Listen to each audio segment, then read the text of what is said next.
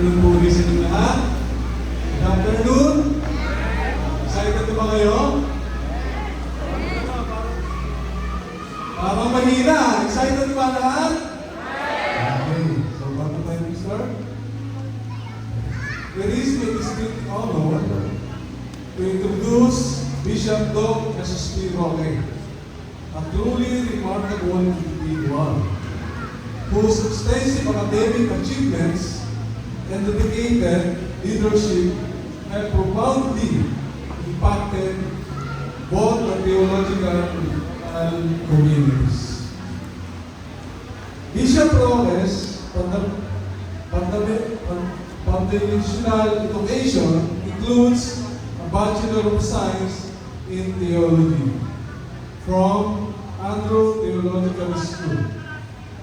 He continued his advanced studies at the Asian School of Leadership, where he earned a Master of Divinity, followed by a Doctor of Ministry, and ultimately a Doctor of Philosophy, showcasing his deep commitment to theological scholarship and leadership development.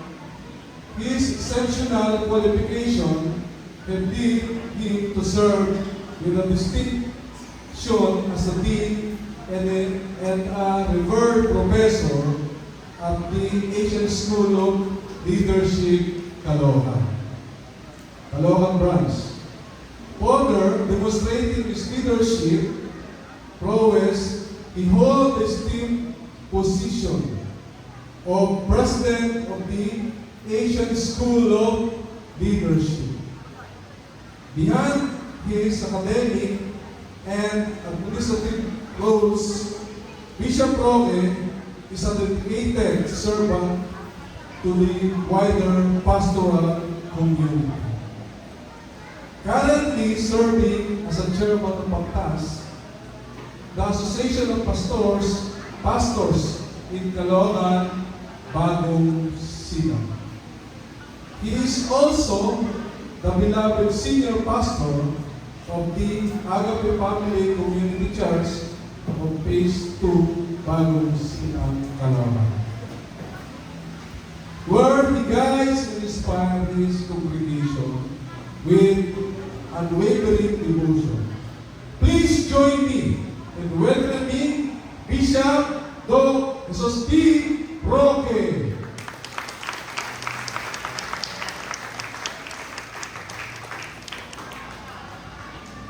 A blessed and a peaceful and a happy 35th year anniversary Agape Love Family Community Church. Pwede pala pangalan ng Panginoon dahil the glory. Okay.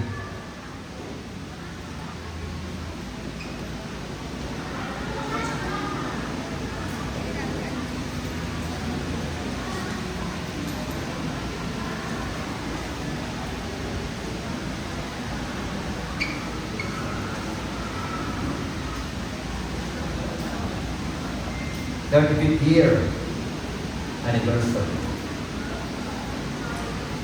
Bago natin abutin ang anniversary nito, ang dami kong mga ups and downs. There are a lot of problems, difficulties, na may mga pagkakataon na para bagang gusto mo nang umayaw, gusto mo nang bumigay. But by the grace of the living God, sa haba ng panahon na yun, ang Diyos po ang siyang naging sandalan na matibay ng buong, na siyang sinandalanin ng inyong abang lingkod at ng Agape Love Family Community Church. Hindi ko palampakan natin ang Panginoon. Naaangkop Ano? Ay, bakit na pala doble-doble?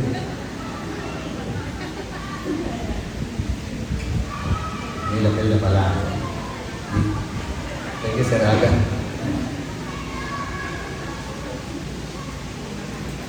Katulad din pong talata na atin pong babasahin o pag-aaralan sa hapon po na ito, sa gabing ito,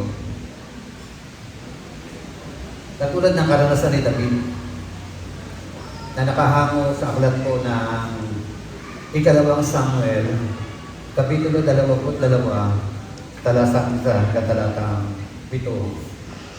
Sipatin natin kung paano ang mga talata na ito ay magbigay ng mga hamon ng mensahe sa ating pong kalagitnaan. Pwede po ba tumayo po tayong lahat at gusto ko pong basahin sa inyong kalagitnaan ang mga talata sa Tagalog version. Ikalawang Samuel, Kapitulo 22, talatang 1 hanggang talatang 7. Inawit ni David ang awit na ito para kay Yahweh. Nang araw na iniligtas siya ni Yahweh mula sa kamay ng kanyang mga kaaway at sa kamay ni Saul. Si Yahweh ang aking tagapagligtas. Matibay ng loob na aking sanggalang. Ang Diyos ang bato ng aking kanlungan, aking kalasag at tanging kaligtasan. Siya ang aking pananggalang. Sa mga marahas ay siya kong tanggulan. Kay Yahweh ako'y tumatawag. Sa mga kaaway, ako'y kanyang iniligtas. Pumlihin si Yahweh. Pinapalputan ako ng alon ng kamatayan. Tinutugis ako nitong agos ng kapahamakan. Daigdig ng mga patay.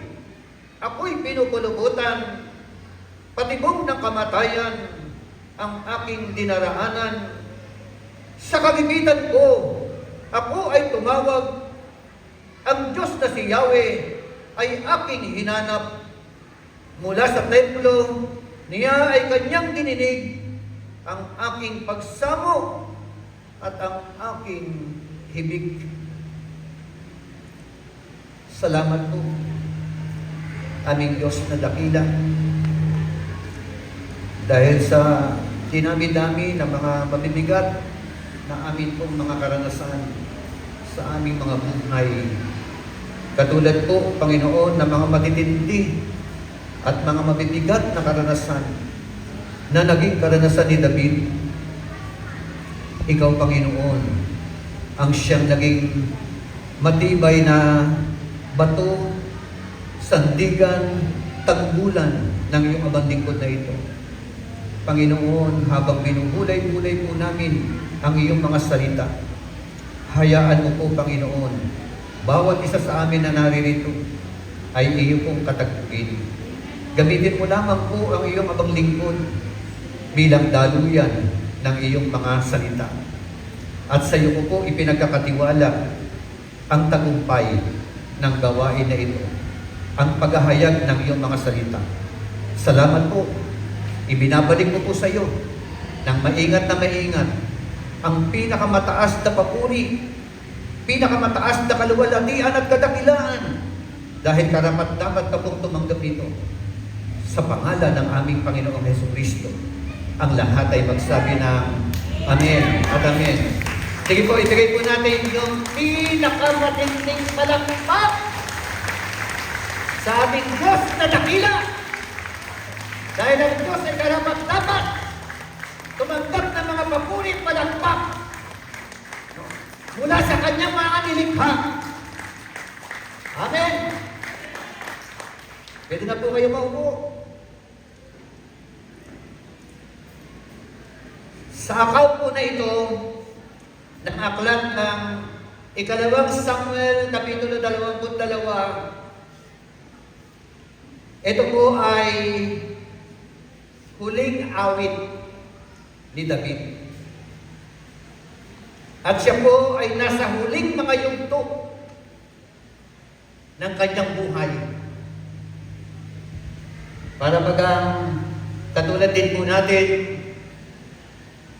35 taon ang agape. At nakita natin na ang gandang ikumpara yung karanasan ni David, karanasan ko, karanasan ninyo, karanasan ng bawat isa po sa atin. At nawa, sa lundo ng ating pong mga buhay, sa mga huling yugto ng ating pong mga buhay, ikaw at ako ay makakaawit ng papuri, pagsamba, pagdakila, pasasalamat sa Diyos na ating pong matibay na sandigan. Glory to God. Dami niya mga ups and downs. Pero ang mabuting balita, sa lahat ng ito, hanggang sa status na kanyang inalalagayan nung sinulat niya ang mga talata na ito, nakita niya, bukas sa kanyang mga mata, kung gaano kamakapangyarihan ang Diyos na kanyang pinaglingkuran. At paglilingkuran, at patuloy na paglilingkuran. Palakpakan natin ang Panginoon. To God all be the glory. David's life was marked by a lot of struggles and trouble from his enemies.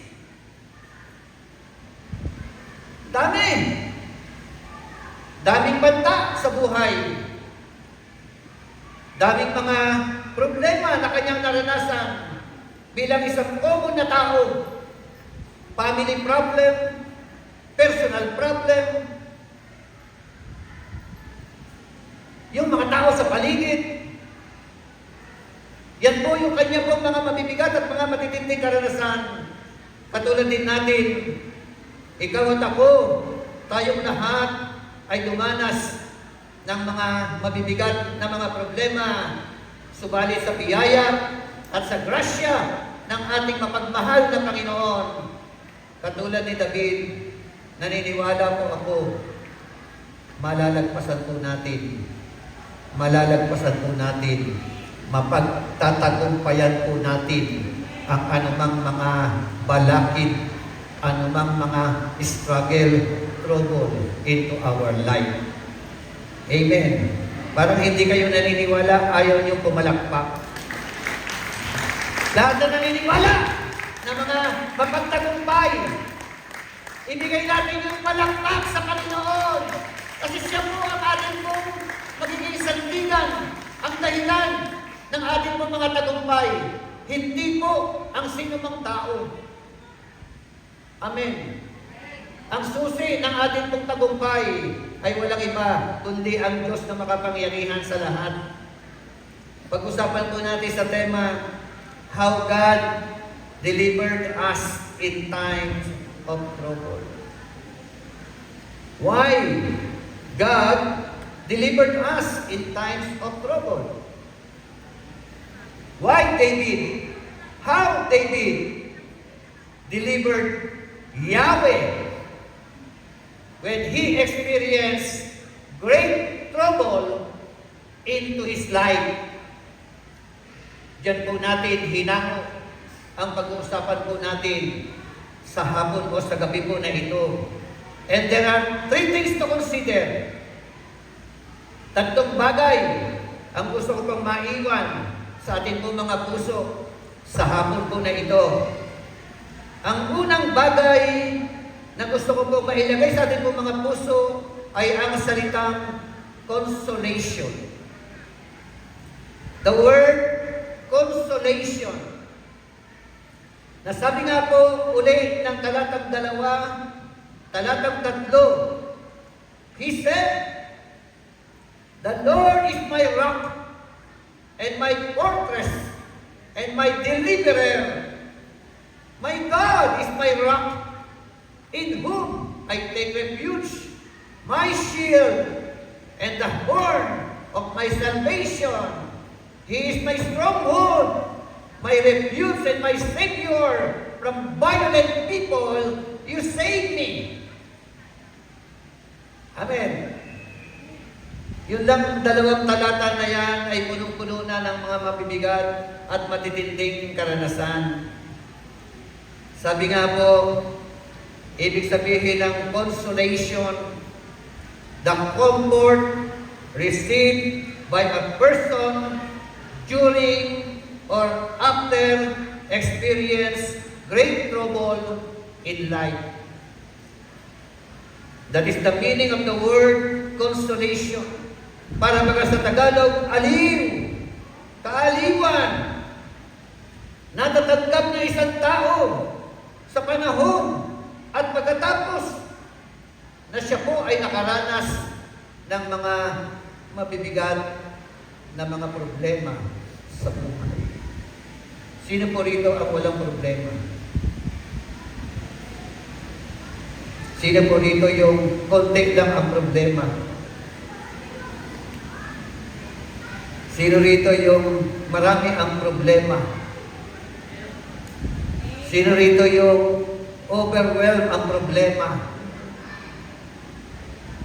Ang tao walang problema, yung pantay na yung paa. Tama po ba? Pero ang realidad, pag nagpantay ang iyong paa, na wala si Kristo sa buhay mo, that is the great problem. Hello? Yan po ang mabigat at matinding problema. Ang abutan ka ng kamatayan, nawala ka sa Diyos. Nawala ang Panginoon sa puso at buhay mo. That is the biggest and the greatest trouble in life. So napakahalaga nito. Ano ang consolation na nakamtan niya mula sa Panginoon? Ibig nga sabihin, ang consolation, it is comfort in distress. Kaaliwan sa panahon ng paghihirap. Help from God and others. Sa panahon ng paghihirap, panahon ng mabibigat na problema, may tulong galing sa Diyos. Amen? Hindi nawawala ang tulong galing sa Diyos. At kung minsan, ang Diyos mismo ay gumagamit ng tao upang ipadala niya ang kanyang ayuda, ang kanyang tulong. Amen po ba? Palakpakan natin ang Panginoon. At baka po pwede kapigin mo yung katabi mo, baka ikaw na yan. Hello? Sense of joy, true happiness and peace. Yan po yung consolation. Yan po yung comfort. Yan po yung kaaliwan na nararanasan ng isang tao. Lalo na kung ikaw po ay sumasandal at nagtitiwala sa ating Diyos na makapangyarihan sa lahat na matibay nating sandigan. At kung kayo mahilang pumalakpak. Glory to God! So, David sang a song. Sa talatang isa pa lang, David sang a song to the Lord. And the words of this song, when the Lord delivered him from the hand of all his enemies and from the hand of Saul. Kinanta niya ito. Napaawit siya. Napakanta siya. Napasigaw siya. Praise the Lord. Hallelujah.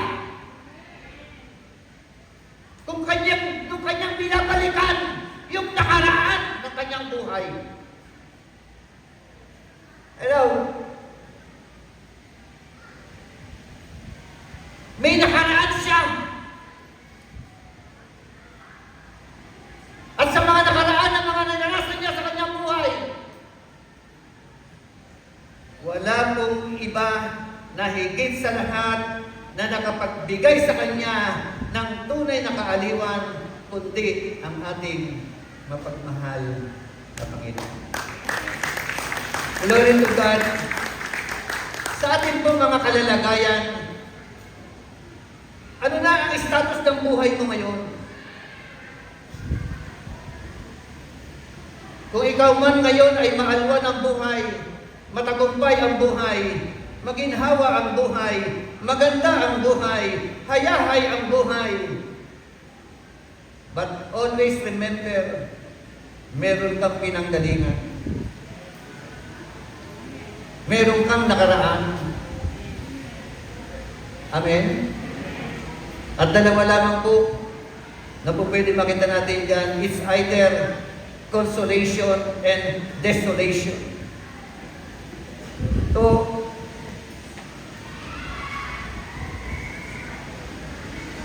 sabi nga, si David, he was personally experienced God. Ang Diyos pala ay personal. Masasabi mo po ba sa inyong mga sarili? Kasi din po sa mga talata na ito, gumamit po siya ng paghahambing sa Diyos. Inihambing niya ang Diyos na isang batong kanluman. The Lord is mine. The word my, personal. Hindi sinabing the Lord is your rock. Pero sabi niya, personally, ang Diyos ang aking bato na kanluman. Amen? Yung ibang mga tao, yung drug lord ang aking bato na kanluman. Hello? Meron bang ganun? Tanong, matibay po ba sandigan yung bato na pampagising? Hindi po yan magiging matibay na sandigan. Amen? Ang natatanging matibay na sandigan ay walang iba kundi ang bato na kumakatawan sa Diyos, sa ating Panginoon Jesucristo. Amen. Glory to God. Kasi personal eh. Ako po, personal, naranasan ko ang Diyos. Because the Lord our God is a personal God. Amen. So, dito po, meron siya mga patungkol kay Lord. The Lord is my deliverer. Ang Diyos ang aking tagapagligtas. Ang Diyos ang aking fortress. Hindi fortress. Fortress. Are you with me? Ibig sabihin, ang Diyos ang aking matibay na muog. Kahit ang tao, kahit pamilya mo pa yan, kahit kaibigan mo pa yan, hindi mo masasabi na siya ay matibay na muog. Pero kapag ka sa Diyos ka sumantal, masasabi po natin, hindi lang ang masasabi, mararanasan natin na ang Diyos ng kalangitan, ang Diyos ng Biblia ay isang matibay na sandigan na hindi ka mapapahiya. Glory to God!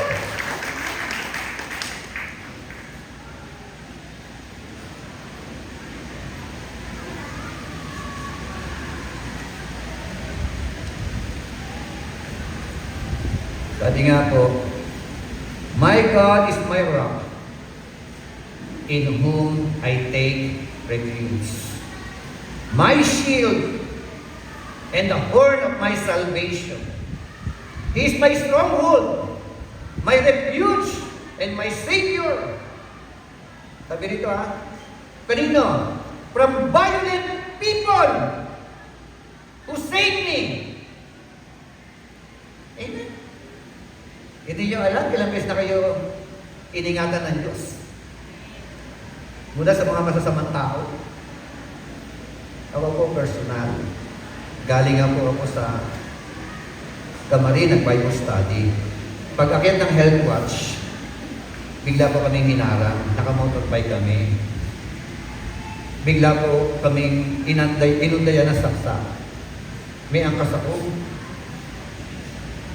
May hawak pang gitara. Pero iniwasan ko, may naramdaman ako sa likod ko. May parang taping na gano'n. Tapos sabi ko nung kasama ko, Pastor, may tama ka. Sabi ko sa kanya, tanggalin mo. Tanggal na, Pastor. Kaya lang, bumubulbakan dugo.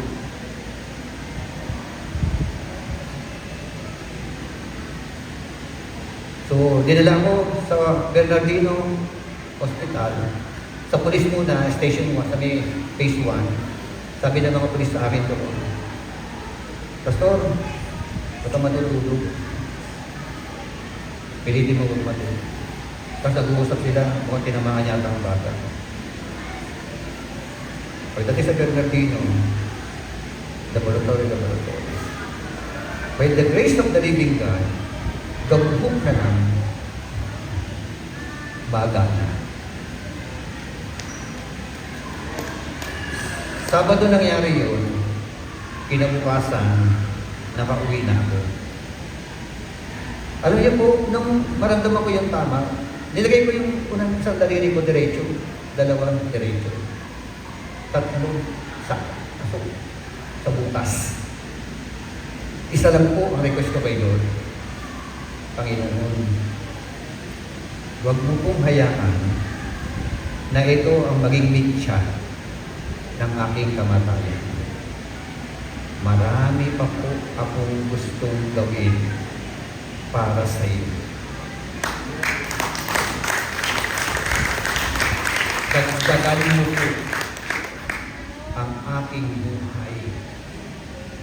Napahiram mo lang sa akin. Yun po ay naging personal na testimonya ko na ang Diyos na aking pinaglilingkuran ay nakikinig at may kakayanang tumutulong.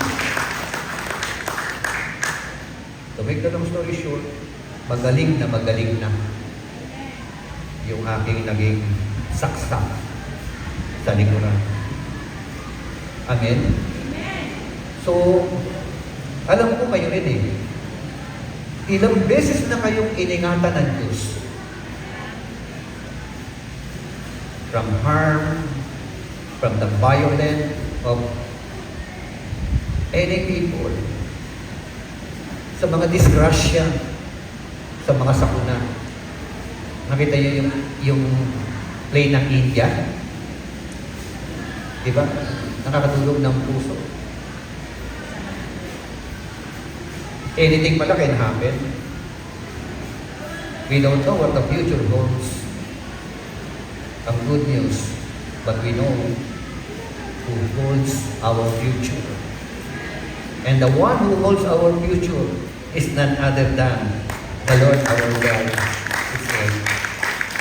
Hallelujah. Pangalawa, consider the word call. Verse 4, verse 7, ang sabi po diyan ng kanya po mga salita sa Tagalog version, kay Yahweh ako'y tumatawag. Amen. Sa panahon ng problema, sinong dapat tawagan? Sinong dapat lapitan? Sinong dapat sandalan?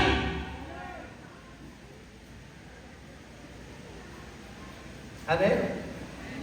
Eh, minsan tumatawag ka kay pare. Pare, may problema ako. Problema sa pamilya. Ang sabi ni pare, sige, puka dyan. Inom tayo. Laklak tayo. Oh. Ano problema mo? Niloloko mo asawa ko. Niloloko ako ng asawa ko. Niloloko ko asawa. Eh dahil nakainom na, nagbuklat ng ano? Ano yan? Nagbuklat na binuksan yung kabinet. O sige, pare, mamili ka dyan. May kalibre 45 dyan. May balisong 29 dyan. May M16 dyan. O kung gusto mo, granada. Kita mo. Pag sa tao ka lalapit, mapapahama ka. Tama? Pero pag sa Diyos ka lalapit, mapapabuti ka. Wala pa natin si Lord, to God all be the glory. Hallelujah. Consider the word call. Ang tatawagan mo, yung tamang tatawagan. Yung totoong Diyos. Yung Diyos ng Biblia. Yung Diyos na makapangyarihan sa lahat. Ang Diyos na may lalag ng langit at ng lupa. Ang Diyos na may likha sa bawat isa sa atin. Siya lamang ang dapat nating tawagan. Amen. Glory to God. Hallelujah. Ang problema sa atin, pag may problema, ayaw magsimba. Tama. Sister, bakit ka nagsimba? Alam mo pera. Ganun ano? Asal ako sa asawa ko. Yun ba yung paraan? Pagka ikaw po'y nakakaranas ng mga magbigat na problema,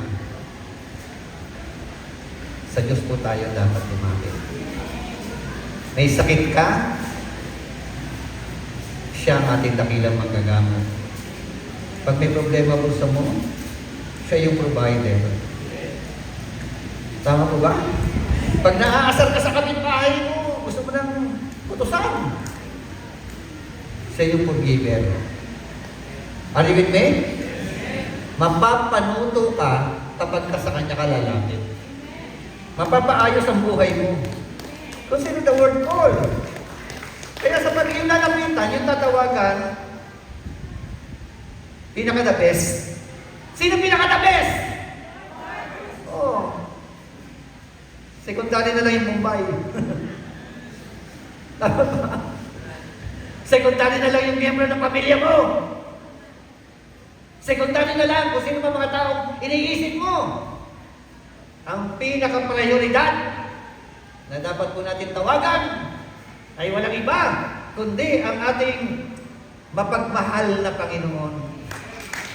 Ang resources niya, unlimited.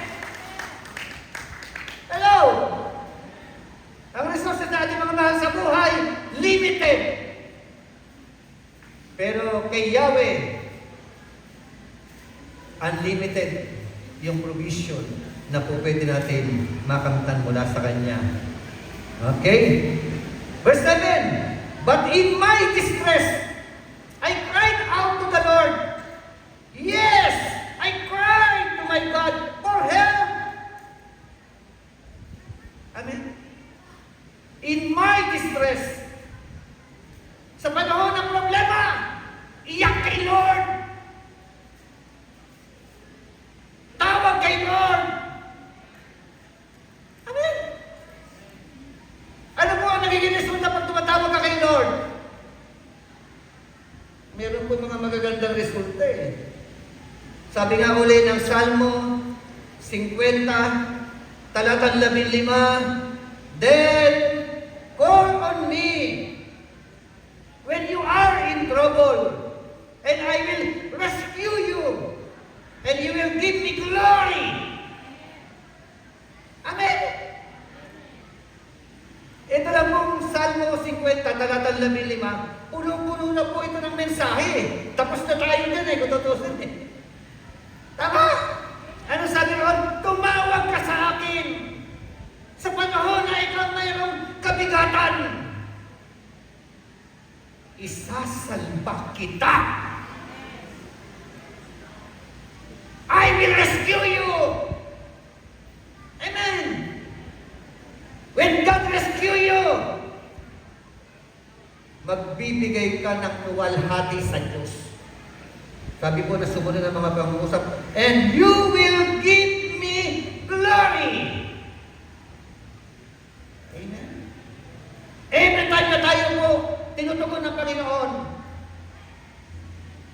nakapagbibigay po ito ng kaluwalhatian sa Kanya. Amen. Nakikita ng mga tao sa ating paligid, ang Diyos na ating pinaglilingkuran, hindi patay na Diyos. Ang Diyos na ating pinaglilingkuran ay buhay na Diyos. Amen? Nabuhay na maguli, umakyat sa langit, nakatumbay sa bawat isa po sa atin. Ano ibig sabihin na salitang call? Call means communicating with God in prayer. Pakikipag-usap sa Diyos sa paraan ng pananalangin. Nananalangin ba kayo? Pag may problema, anong ginagawa? No? Hindi po solusyon. Diba yung iba, ay, problema ko sa bahay. Ay, problema ko pala sa bahay. Punta sa mga barkada. Inom tayo. Solusyon pa yun. Oh. Hindi solusyon. Are you with me? Call means seeking guidance, seeking direction, seeking wisdom, and seeking to clarify, to clarity of our life. Ang daming nagagawa ng paglapit kay Lord. Humihingi ka ng tinatawag na patnubay. Humihingi ka ng direksyon. Humihingi ka ng tamang pagpapasya. At kasama po pala sa paglapit sa Panginoon, yung pag-aayos ng buhay. Mahirap lumapit sa Panginoon kung hindi ayos ang buhay mo. Amen? Yun ang magiging hagdan. When you call on the Lord, lalamit ka sa Diyos na banal. Amen? At hindi ka po pwedeng manatili sa kasamaan. Are you with me? Paglapit mo kay Lord, inaayos niya. Oh, tinitino niya, tinatama niya ang buhay ng bawat isa sa atin. Parapakan natin si Lord. Yun pala ang nangyayari. Every time natatawag ka sa Kanya. Amen? Tumatama ang direksyon ng buhay mo. Umaayos ang buhay mo. Kung dating pasaway ka, inaalis ni Lord. Hello? Yun po ang kahalagahan. Call means expressing gratitude and seeking comfort. To express our gratitude. Punong-puno ng gratitude ang David sa panahon na ito. Kahit na nakaranas siya ng mga mabibigat na mga pagsubok, nandiyan na nagrebelde ang kanyang anak na si Absalom. Nandiyan na namatay yung kanyang anak na si Absalom. Nandiyan na ginahasa ni Amon si Tamar. Nandiyan na pinatay ni Absalom si Amon. Nandiyan na siya personal, nangalunyani siya. Hello? Siniping niya si Bathsheba. Pinatay niya pa si Urias. Kanya, may mga ups and down. Hindi lahat normal. Hindi lahat maayos. May mga panahon, si David, sumablay din. Katulad mo. Katulad ko. Katulad ko ng bawat isa po sa atin. Pero, at the end of his life, yung mga sablay na yun, tinuwid ng ating kapagmahal na Panginoon. Amen po ba? Glory to God. Pangatlo. Consider the word rescue. Verse 4, ang sabi po ng talatang 4, kay Yahweh ako'y tumatawag, sa mga kaaway ako'y kanyang ililigtas. Purihin si Yahweh. Verse 7, sa kagipitan ko, ako ay tumawag. Ang Diyos na si Yahweh ay aking hinanap. Amen. So, tapos sabi nun, mula sa templo niya ay kanyang dininig ang aking pagsamo at ang aking hibik. Amen. Every time pala natatawag ka, nakikinig siya. Amen. Jeremiah 33 verse 3, tumawag ka sa akin, tutugunin kita, at ako'y magpapakita sa iyo ng mga dakilang bagay na hindi mo nangaunawaan. Amen. Ano susi? Tumawag. Pag tumawag, may kaakibat na pananampalataya. Isaiah 65 verse 24, and it shall come to pass, before they call, I will answer, and while they are yet speaking, I will hear. Amen? Si Yahweh na ating pinaglilingkuran, siya po ang rescuer. Amen? Tagasalba. Amen po ba? Sino po yung nakaranas ng ganun? Na ikaw ay sinalba ng ating Panginoon Diyos. O, Sister Tina, di ba? Nalagdag sa puno. Sila sa orthopedic. Kala namin mamamatay na. Pero sinalba pa rin ng Panginoon. Amen po ba? So, yan ang Diyos na ating po pinaglilingkuran. Nasabi niya, every time natatawag ka sa Kanya, yun ang Kanyang mga pangako. And He saved me from my enemies. He heard me from His sanctuary. My cry reached His ears. Na sabi niya doon sa 50 verse 15, I shall rescue you and you will glorify me. Amen? So, naalala ko lang ang Exodus chapter 14 verse 13. Nung ang mga Israelita ay kinukubkob ng mga Ehipto, wala na susulingan, wala na mapuntahan, overwhelmed ang problema, sa likod may problema, sa gilid may problema, sa kabilang gilid may problema, sa harap may problema. Ano na sa harapan? Dagat.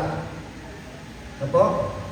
At ang sabi po, ng mga tao nagmo-murmur na, pero sabi ni Lord kay Moses,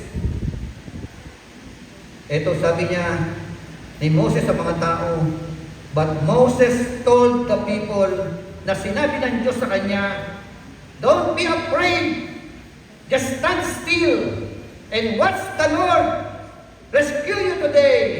The Egyptians you see today will never be seen again tomorrow. Amen? Pwede po ba yun? Amen. Yung problema na nakikita mo ngayon, panghawakan mo, hindi mo na makikita yan bukas. Amen. Sino dito yung mga inapi? Inapi. Sino dito yung mga sinipa, binugbog ng ibang mga tao? Yung sumipa sa akin, paglipas ng ilang panahon, yung kanyang paa, inuwi, naputo. Are you okay? Narasan niyo? Yung nangapis sa'yo, binalahura ang buhay mo. Wala kang magawa. Gusto mong gumanti, pero pinagpadyos mo. Maaga kinukuha ng Panginoon. Bakit? Kasi meron tayong Diyos. Ang tibay. Matibay na sandalan. Matibay na sandigan. Pag ipinagkatiwalaan mo sa Kanya, okay na, sigurado. Di ba ba? Ang tagumpay ng bawat isa sa atin. The Bible said, pag naaapi ka, huwag kang gumanti. Sabi nito, ako ang gaganti para sa inyo. Amen? Tayo po, yung karanasan nito, inuulit ko, matanda na si David nung sinulat ito, nung kinanta ito. Sa talatang 23, huling letter na, huling habilin ni David. Pero ang mabuting balita, at the end of his life,